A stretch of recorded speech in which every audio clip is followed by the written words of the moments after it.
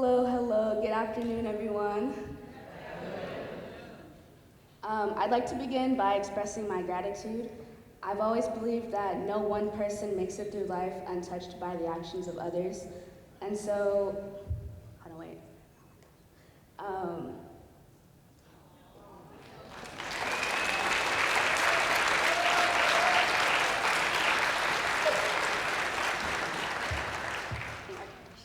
so embarrassing.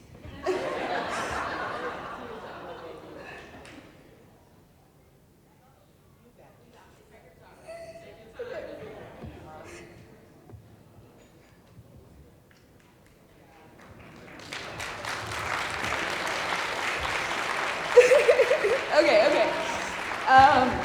I first like to thank my mom. As you can see, aside from the obvious fact that I literally wouldn't be here without her, she's always created the platform on which I've been able to stand and accomplish all of our goals on. From driving me to school, track practice, out-of-town meets, and all of the last-minute events I spring on her, and I'm like, hey mom, can you take me somewhere? And whether it be a choir concert, an NHS event, or a track meet, one of the first and only voice that breaks through the adrenaline, the nerves, or whatever else is clouding my mind has always been hers, so thanks mom. Okay, I'm embarrassed. Yeah. You want me to go back down? No, you can stay. Okay. I actually wrote this speech last night. I didn't realize I'd be so moved. It kind of all just hit me, so thank you. I'd also like to thank Mrs. Lindsay Reams, who humored my email all those months ago at the beginning of the school year. It feels like lifetimes ago, and also 5 minutes ago, when I reached out to her for a global politics project, and thank her for thinking of me when it came to this scholarship. Gregory Mason, who led us through the application process, and all the people at PHADA who welcomed me with such open arms. Miss Samara Dinkins, Miss Angela Ferris, and Miss Sierra Daniels, who I'm sure you all saw. She was really there for us. And of course, I'd like to thank everyone at the Grand Rapids Housing Commission. Oh my gosh. Okay, girl. From the maintenance workers who were there to fix our light switches whenever they didn't want to work and cut the grass every weekend like clockwork, to the resident service specialists, executive directors, presidents, and all the other fancy titles that are out there.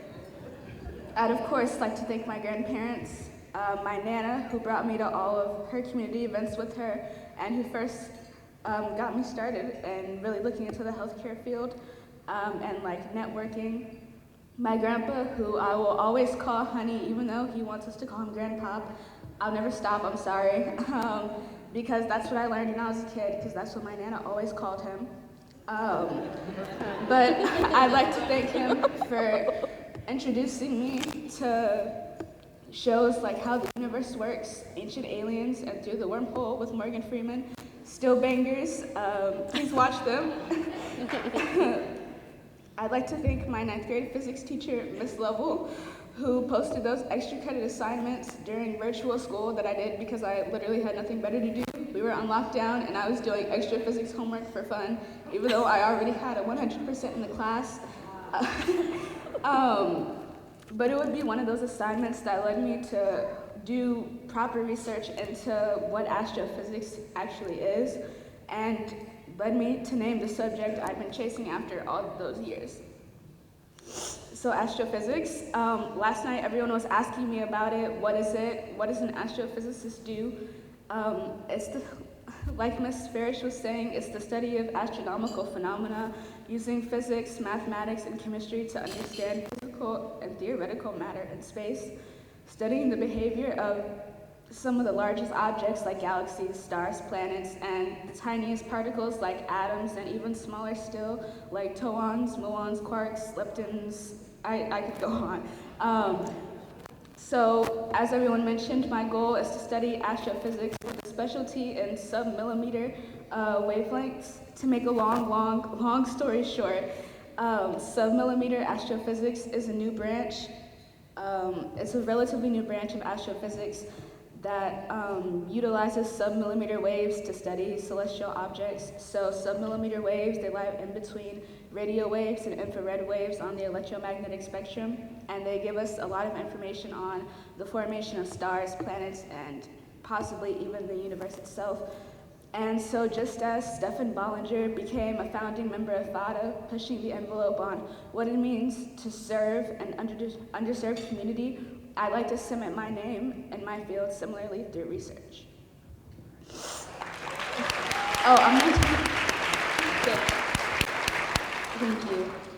So these goals may sound far out and, for the haters out there, unattainable. But due to the support that I've received from my family, friends, and from wonderful people like my teachers and those at PHADA and all of the local housing authorities, I've been given the tools to accomplish these goals, whether that be like this scholarship, which I'm taking with me to the University of Michigan. Go Blue! I hope there's no Ohio State fans out there. And the funds from the Giving Tree, which will be used to buy books, calculators, and all the other tools needed to continue my education. Finally, I'd like to thank everyone in the audience for listening and welcoming me into your conference with open arms. And I'd like to thank you for the work you do at your local housing authorities, for the programming and the safety you provide to kids like me, and for the possibilities and the futures that you touch in your daily lives. And the contributions that your housing authorities offer. And so I'd like to say your work pays off and is very appreciated, so thank you.